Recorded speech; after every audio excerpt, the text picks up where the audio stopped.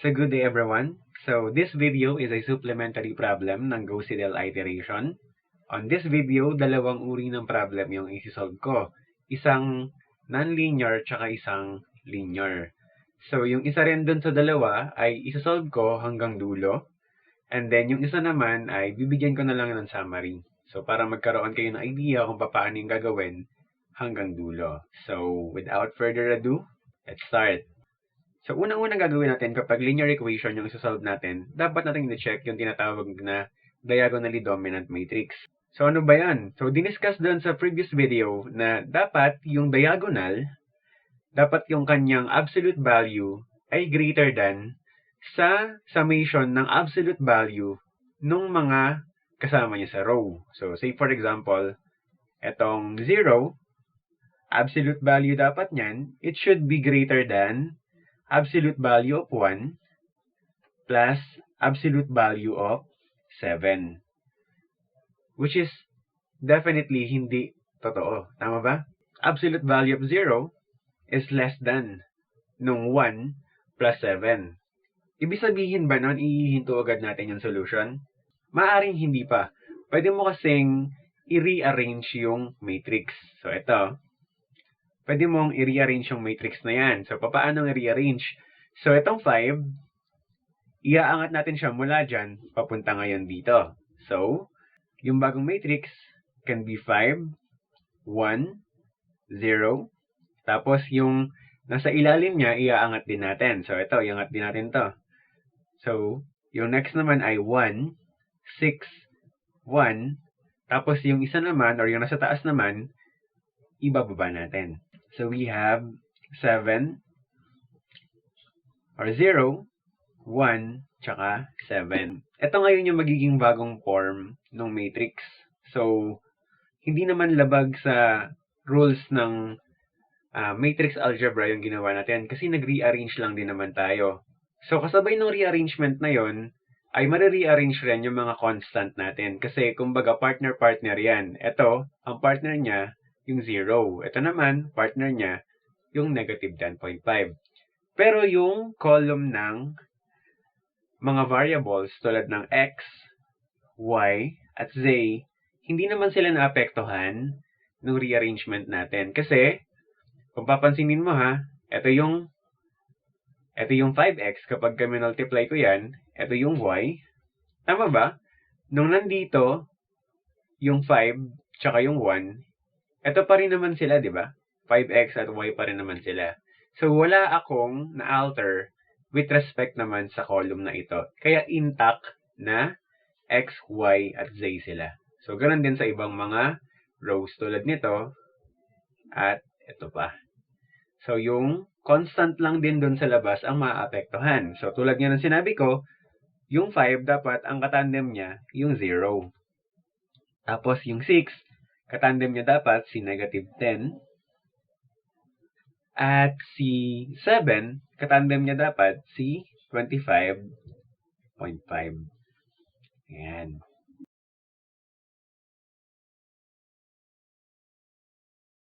So, eto na ngayon yung bagong matrix natin, which is, in a way, na-rearrange natin siya kasi kaya pa natin i-manipulate yung arrangement para maging diagonally dominant. Kasi, doon tayo magkakaroon ng convergence. Kapag hindi mo siya ni-rearrange into a diagonally dominant matrix, hindi magkakaroon ng convergence under ng Gauss Seidel Iteration, pati na rin ng Jacobi Iteration. So, yun yung naging reason behind kung bakit tayo nag-rearrange para maging diagonally dominant yung current matrix natin, which is ito.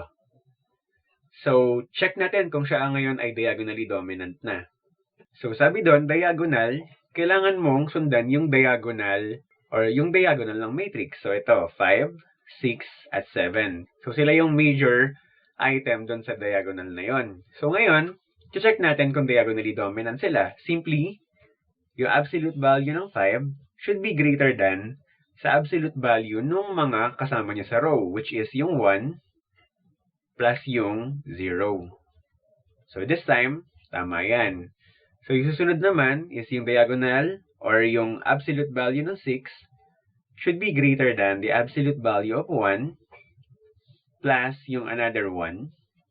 So, again, tama rin yan. At yung susunod naman is absolute value of 7 should be greater than absolute value of 0 plus absolute value of 1, which is also satisfied rin naman. Ibig sabihin, yung bagong form na ito is a diagonally dominant matrix. So, it means that both Jacobi and Gauss Seidel iteration are valid para masolve yung problem na to. So, dahil dyan, pupunta na ngayon tayo sa rearrangement ng equation. So, remember na yung computation nito is somehow naka-anchor sa fixed point method. So, remember yung general equation that g of x minus x is equivalent to 0. So, ibig sabihin, hahanapin natin yung form na yan sa matrix na ito. Okay? So, iisa-isahin natin. Simulan natin sa pinakatuktok. So, our x sub n plus 1 is equivalent to, kapag ni-rearrange natin yan, we have 1 over 5, tapos, parentheses, 0 yung constant natin, minus, kasi ililipat natin to sa kabila. So, minus y and y of n. Minus ulit ng z, which is 0. And 0 multiplied by z sub n. So, ito, parenthesis ulit. So, that is our equation para kay x. So, yung sa y naman, i-rearrange ulit natin. So, our y sub n is equivalent to 1 over 6, and then parentheses, multiplied ng constant natin. So, we have negative 10.5 minus, kapag ito kasing row na ito ay multiply mo sa column na to, ito yung nakamultiply kay x. So, ibig sabihin, yung susunod dito ay 1 multiplied by x. Yan. 1 multiplied by x sub n. At dahil gumagamit na agad ng refined value si Gauss Seidel iteration, instead na x sub n, lalagyan mo na ng x sub n plus 1. So, yun yung magiging equation mo. Tapos ito naman, yung 1 na yan, ililipat mo yan ulit sa kabila ng equation. So, magkakaroon tayo ng minus 1 multiplied naman ng say sub n dahil wala pa tayong refined value ng z sub n at this very moment. So, ganun yung magiging takbo ng equation natin. And then, for our z sub n plus 1 is equivalent to 1 over 7. Tapos, quantity, yung kanyang constant, which is 25.5, minus ng 0, kasi 0 yung nasa matrix niya, at yan ay imumultiply kay x. So, 0 multiplied by x sub n plus 1. Minus ng 1 because 1 yung nandito. Mumultiply naman yan kay y. So, we have y multiplied by, at dahil meron na tayong refined value ni y sub n plus 1 na rin yung gagamitin natin. So, yun yung pinagkaiba ni Jacobi iteration pati ni Gauss Seidel. Kung Jacobi ang ginagamit natin, lahat ng n plus 1 natin, papalitan natin ng letter n lang. Kasi hindi nga gumagamit agad ng refined value si Jacobi. Yun yung pinagkaiba ng Jacobi at ng Gauss Seidel. So, very slight lang yung kanilang difference. Ibig sabihin rin nito, mas mabilis talaga ang convergence ng Gauss Seidel kung ikukumpara mo kay Jacobi iteration. So, guaranteed na yun most of the time. So, okay. Meron na ngayon tayong equations. So, we can now perform the iteration process. So, let me set this area as number of iteration.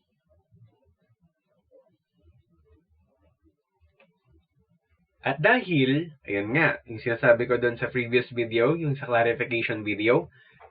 So, kapag makakakuha ka ng relative error, count na agad siya as iteration. So, dahil makakakuha tayo dito, So, count ko siya as first iteration. So, we have x sub n and y sub n. Kumbaga mga initial value nila with respect dyan sa iteration na yan. So z sub n. Okay. Our initial values are negative 3, negative 5, and negative 4. So, yan yung mga initial values na gagamitin natin for this solution. So, without further ado, kunin na agad natin yung refined value ni x gamit yung equation na ito. So, we have x sub n plus 1 is equivalent to 1 over 5 multiplied ng 0 minus ng y or negative 5 minus ng 0. And that is equivalent to 1.0. So, pwede mong 1.0 or 1.5 decimal na 0. Since wala naman pinagkaiba yung 1.0 tsaka yung 5 decimal na 0 or 5 decimal na 1. So, okay lang naman na 1 na lang ilagay mo. Nagiging relevant lang naman sa solution yung 5 decimal kapag meron na talagang mga decimal place dito. Kumbaga yung 5 decimal na yun filled with number na. So, kailangan mo talagang may record yung 5 yun. Kasi dun lang ako nagiging strict sa solution. Kung ganito naman, para hindi na masyadong nag-e-effort, okay lang naman na 1.0 na lang. For our refined value of y naman, so we have y sub n plus 1 is equivalent to, this time, 1 over 6 naman. So, quantity, negative 10.5 minus ng refined value ni x. So, instead na 3 yung gagamitin natin, 1 na agad. So, yun nga yung main difference ni Jacobi at ni Gauss Seidel iteration. So, we have 1.0. And then, minus ng negative 4. Kasi yun yung assumption natin kay z. So, once na i-punch mo yan sa calculator, lalabas na ang sagot ay negative 1.25. So, again, pwedeng 0, 0, 0. So, for our refined value ni z, so we have z sub n plus 1. So, we have 1 over 7. Then, quantity. And we have 25.5 minus 0. So, hindi ko na ilalagay yun kasi 0 naman. Minus ng refined value ni y, which is 1 point or negative 1.25. So, ayan. Once na i-punch mo yan sa calculator, so lalabas na ang refined value ni z is 3.82143.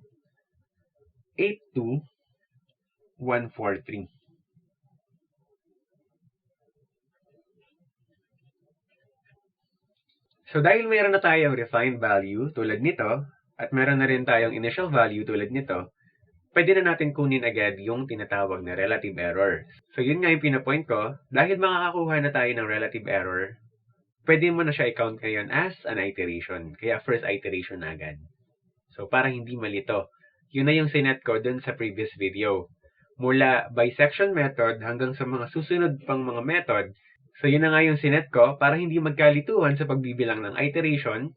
So, every time na makakakuha ka ng relative error, that means pwede mo na siyang i-count as an iteration.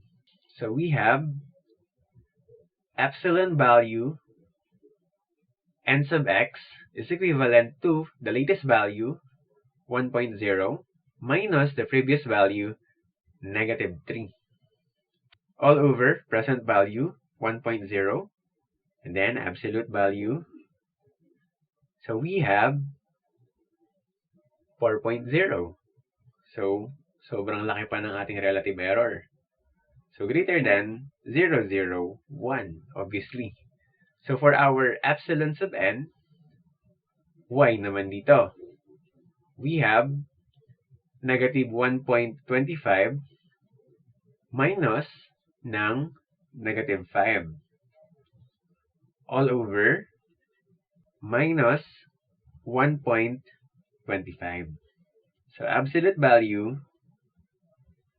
and we have 3.0, which is very far from our stopping criterion, 0.001. And for our last relative error sa iteration na to, so relative error, epsilon sub n, z is equivalent to 3.82143 minus our initial value, negative 4, all over 3.82143. Absolute value, and we have 2.04673. And that is greater than 0.001. So, dahil lahat sila ay greater than our stopping criterion, magpa-proceed tayo sa another iteration. Or kahit isa man sa kanila ang masatisfy yung ating stopping criterion, pero yung iba, halimbawa itong x, halimbawa lang nasatisfied niya yung ating stopping criterion, pero yung dalawa hindi pa.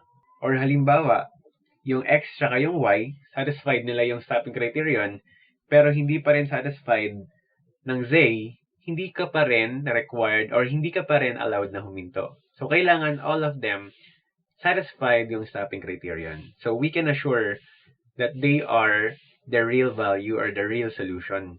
So, proceed tayo sa susunod na iteration.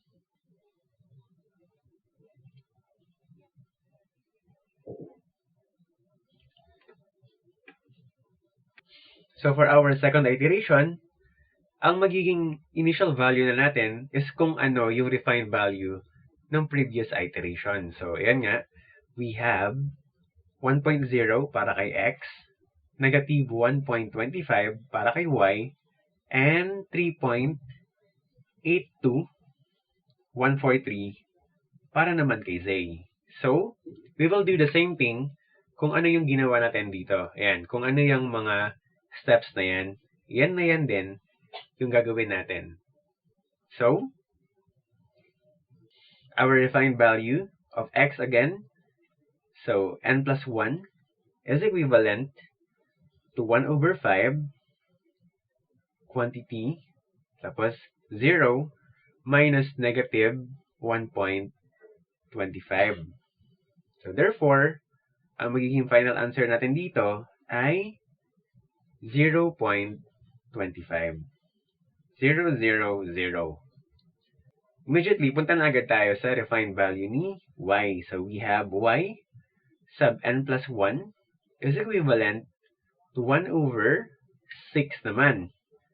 So, quantity multiplied by negative 10.5 minus ng refined value ni x, which is 0.25.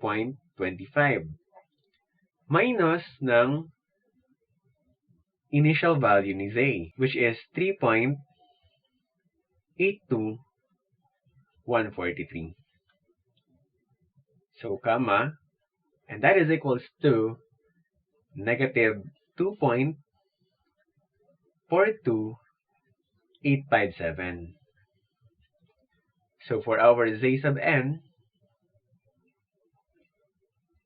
we have 1 over 7, and then multiplied by the constant 25.5 minus, dahil multiplied na by 0, 0 na lang, minus ng latest value ni y, which is negative 2.42857 quantity, and that is equals to, kapag pinansa calculator, 3.98980.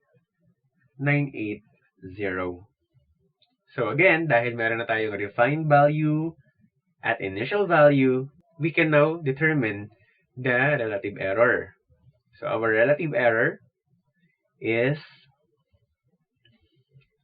epsilon sub x, so equivalent to, so nakafocus tayo ngayon sa values ni x. So refined value natin, 0.25, initial value natin, 1.0, so all over 0.25, tapos absolute value, and that is equals to 3.0. So very far pa sa stopping criterion na 0, 0, 1.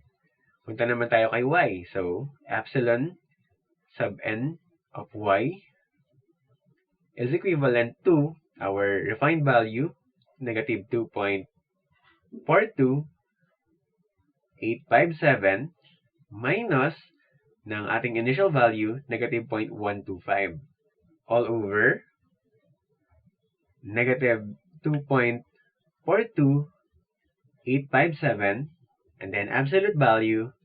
So, lalabas na ito ay 0.48529.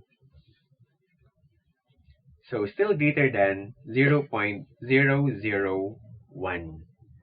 So, for our epsilon sub nz, we have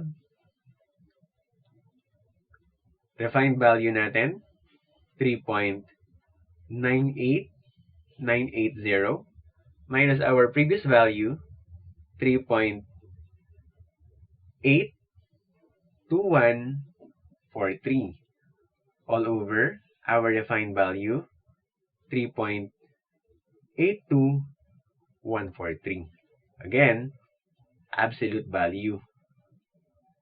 So that is equals to 0.04220 and still greater than 0.001.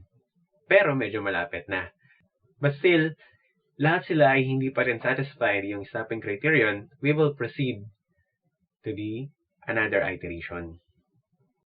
So ayan, dahil paulit-ulit lang din naman yung gagawin, so in-skip ko na yung recording ng third, fourth, at fifth iteration. So, paproceed na agad ako sa sixth iteration. So, kung babalikan ko, ito yung third iteration, dyan ako huminto ng recording.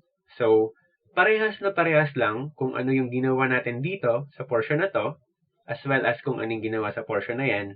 Yun lang din ang ginawa kay third, fourth, at fifth iteration. So, dito, ito na yung ating mga initial value. So, 0.4, negative 2.49, and 3.9997. At kung titignan natin, yung ating stopping criterion, si epsilon sub y, or n sub y, tsaka si epsilon sub n sub z, both of them are satisfied na nila yung stopping criterion. Pero, hindi pa rin tayo hihinto sa solution because yung ating epsilon sub nx ay hindi pa rin satisfied yung stopping criterion. So, yun nga ang pinapoint out ko. Sa paghinto, kailangan natin i-satisfy yung numbers of variable. Kung dalawa yung variable mo, dapat both of them satisfy the stopping criterion. Kung tatlo, dapat sila lahat satisfied. And so on. So, dahil hindi satisfied ni x, meron tayong 6th iteration. So, sige. And for our 6th iteration. So, kinat ko na rin yung pagre-record para hindi na rin masyadong mahaba yung magiging final output ng video na to. Para hindi na rin kumain ng masyadong data sa inyo. As well as, same lang din naman kasi yung babanggitin ka doon. Hopefully na mas naging convenient sa inyo na ganito yung ginawa ko. Kapag binigay ko naman yung scratch, kompleto naman yung solution. So, pwede nyo naman i-practice yun. Okay, so let's proceed for the 6th iteration. So, we have 6th iteration. At dito, ang ating initial value ay yung mga present value nung huling iteration. Ito nga yun, present, present, and present. So, we have 0.49995, and then we have negative 2.49999, and then we have 4.0. So, pwede na yan kasi pare-pares naman 0 yung nasa likod niya. Again, kukunin natin si refined value ni x. So, we have x sub n plus 1 is equivalent to 1 over 5, then multiplied by 0, so quantity, minus ng y, which is negative 2.49999. So we have 0.5. Ayan. Sarado, 0.5 meron tayo. And then, for our refined value ni y, so y sub n plus 1 is equivalent to 1 over 6. And quantity, yung kaniyang constant, so negative 10.5, minus na refined value ni x, so 0.5. Pwede na yan. Minus ng value ni z, so we have 4.0. So once na i-punch mo yan sa calculator, ang lalabas ay negative 2.50000. And for our z sub n plus 1, we have 1 over 7. Then quantity, 25.5 minus ng 0 and minus ng refined value ni y, which is negative 2.5. And then once na i-punch mo yan sa calculator, lalabas na ang sagot ay 4.0000. Okay? So definitely, kukunin na natin ngayon yung relative error. So with respect kay x, so epsilon sub n x is equivalent to, so yung present natin, 0.5000 minus 0.4999 and then 5 all over 0.5. So, absolute value. At ang kalalabasan ay 0.00010, which is less than ng 0.001. So, satisfied natin si epsilon sub nx. How about epsilon sub ny? So, we have epsilon sub ny is negative 2.5 minus negative 2.49999 all over negative 2.5. Again, absolute value. So, and that is equals to 0.00000 kapag kinonsider yung 5 decimal place. And that is less than ng 0.001. So, satisfied na rin natin kay relative error ni y. How about kay z?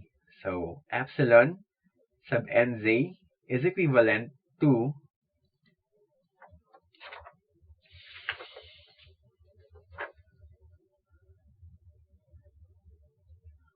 4.0 minus 4.0 all over 4.0. Well, obviously, the answer is 0. So, lagyan ko na ng 5 decimal para hindi kayo malito.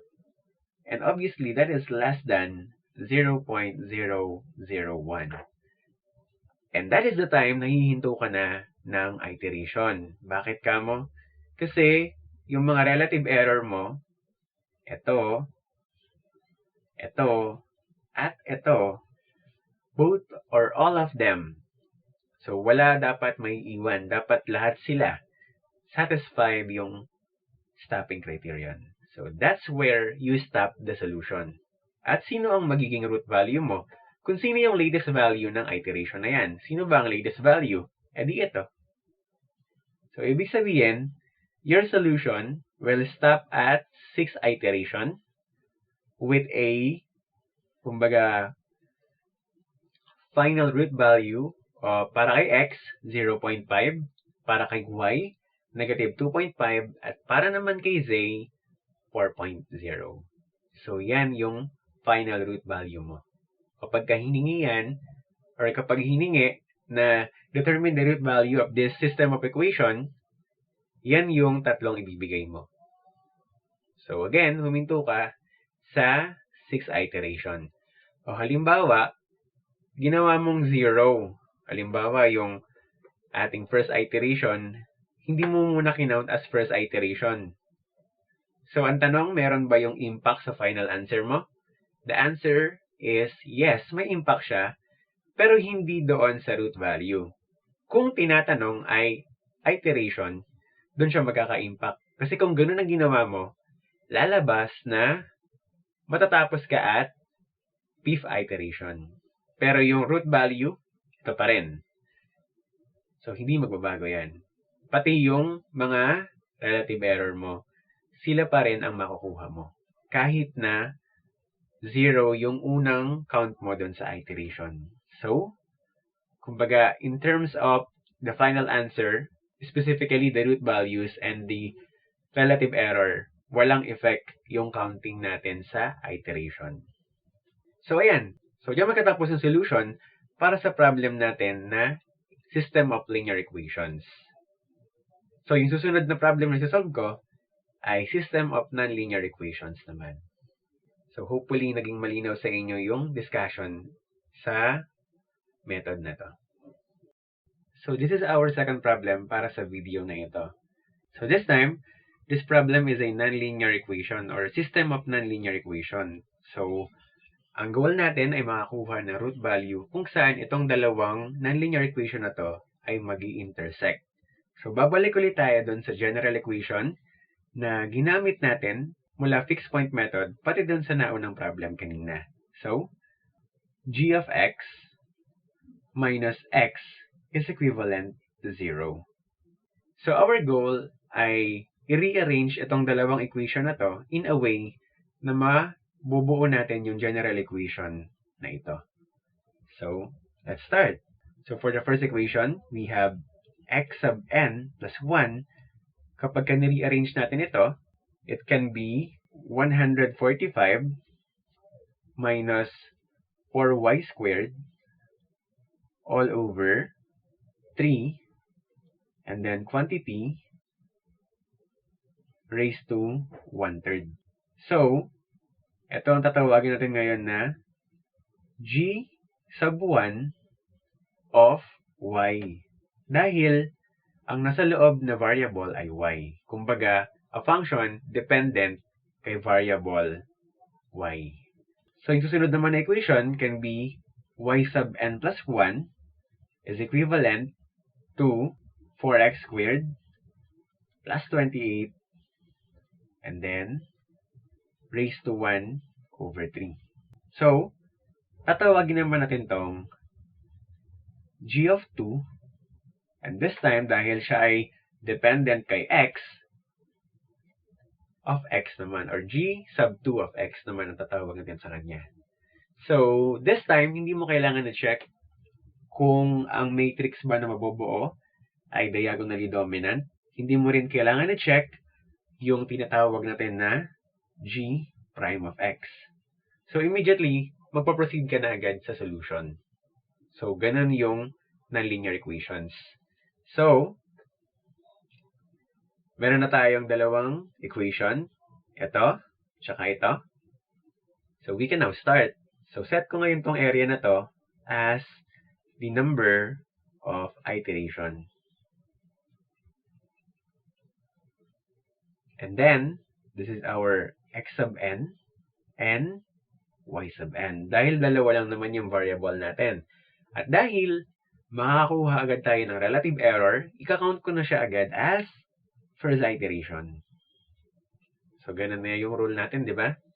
So, for our initial value, set ko na lang si x as negative 2.0. And then si y naman, set na lang natin as 5.0. So, immediately, kunin natin yung mga refined value gamit ang mga equation na ito. So, simulan natin kay x. So, we have the refined value of x or x sub n plus 1 is equivalent to 145 minus 4 multiplied by 5 tapos naka-squared all over 3 and then naka-cube root. So, raised to 1 over 3. And once na i-punch mo yan sa calculator, lalabas na ang sagot ay 2.46621. So, immediately, pwede mo nang kunin si y sub n plus 1. So, we have, so our y sub n is equivalent to 4 multiplied by gagamitin agad natin yung refined value. So, yun nga yung pinagkaiba ng Gauss Seidel iteration kay Jacobi. Pwede mo agad magamit yung refined value ng x or ng any variable. So, we have 2.46621 tapos naka-square plus 28. And then,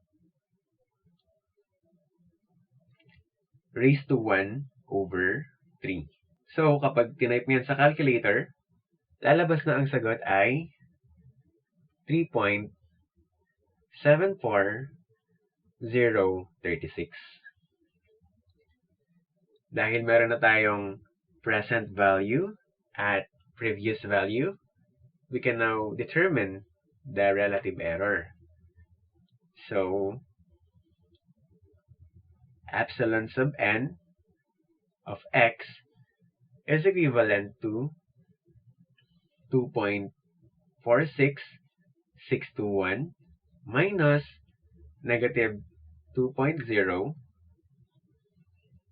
all over 2.46621, and then absolute value. And that is equals to 1.81096. So still greater than 0.001. Check naman natin si relative error ng y. So epsilon sub ny is equivalent to 3.74036 minus our initial, which is 5, all over our present 3.74036, and then absolute value. So we have 0.33677. So still greater than 0.001. So dahil both of our relative error did not satisfy our stopping criterion, we will proceed to our next solution or next iteration. And so this time, we have second iteration, and ang kanyang values are yung latest nung nakaraang iteration, which is ito, tsaka ito. So we have for our x, 2.46621. For our y, we have 3.74036. Again, same with the first problem na sinolve natin. Same process lang ulit yung gagawin natin kung ano yung ginawa natin sa set of lines na yan. Refined value ni x, so x sub n plus 1 is equivalent to 145 minus 4 multiplied by 3.74036 squared all over 3 parentheses, tapos naka-raise kay 1 over 3. So once na i-punch mo yan kay calculator, lalabas na ang sagot ay 3.09613.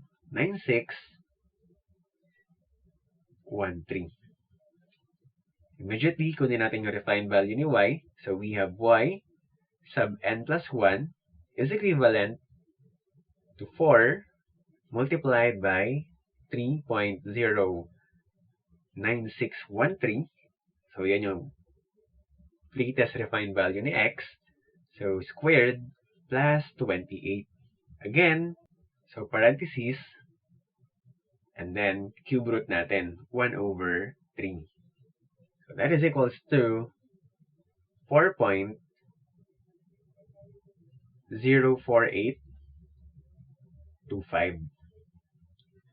Dahil meron na ulit tayong present value at previous value, kumbaga latest, tsaka previous value, so kunin na agad natin si relative error. So epsilon sub nx is equivalent 3.09613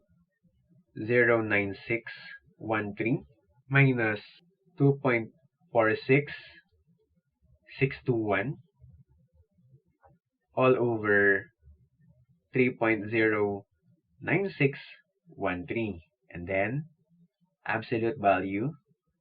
So we have 0.20345. Still greater than our stopping criterion. So 0.001. So for our relative error at y, we have 4.04825 minus 3.74036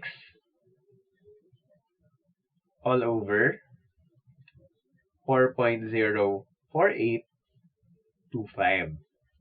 Absolute value, so we have 0.07606, and that is still greater than 0.001. So, meron pa tayong additional iteration.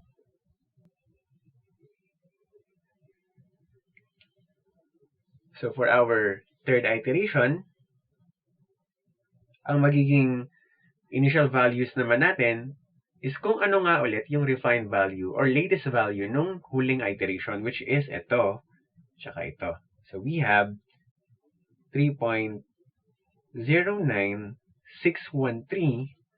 and then we have 4.04825. But then, since doon sa naunang tanong na i-present ko na sa inyo kung kailan kayo hihinto at kung papaano ninyo madidistinct na dapat na kayong huminto ng solution, at yung previous naman na problem, yung way of solution nun is hindi naman naiiba sa way of solution nito, kumbaga same principle lang yung i-apply mo. So, hindi ko na ipapresent sa inyo yung solution hanggang dulo. So, ipapakita ko na lang sa inyo kung ano yung magiging convergence ng solution kapag ginamit natin yung MS Excel for calculation. So, lumalabas, nahihinto ang solution at 6 iteration. Dahil dito, both of the variables will satisfy yung ating stopping criterion. Kasi yung previous, tingnan nyo, dito, 0.00152 pa siya, which is greater than sa 0.001. Kahit na yung kabila naman ay satisfied na, dahil hindi pa rin ito satisfied, so magkakaroon pa rin ng additional iteration. Okay? So, huwag kayong malito kung bakit may 0 dito. O, kala ko ba siya kakount agad? So, kapag pinerform mo yung solution na tinuro ko, parehas kayong magka-come up sa 6 iteration. Okay? So, para mas maintindihan ninyo yung sinasabi ko, you may try to practice muna. Yung problem na to, try nyo i-resolve gamit yung mga data na binigay ko. So, para mas maintindihan ninyo na magka-come up din kayo sa parehas na final iteration. Again, inuulit ko, kahit naman magkamali ka ng bilang ng iteration, kung tama naman yung sinunod mo sa mga relative error natin, kasi yan ang magiging basehan natin eh. Kaya nga, ang term natin sa kanya ay stopping criterion. So, dun ka lang titingin kung kailan ka nahihinto. Kahit na magkamali ka ng counting ng iteration, ox lang yun. Kasi, hanggat tama yung reference mo sa apat na ito, tama yung ginagawa mo dyan, magka-come up at magka-come up ka pa rin sa tamang solution. So, huwag ka lang malito sa rounding up, pati sa decision making, kung sino yung mga gagamitin mo na previous at latest values. So, that's it for this video. So, hopefully, maliwanag na sa inyo kung paano mag-solve gamit ang Gauss Seidel Iteration. So, thank you for watching and keep safe, everyone.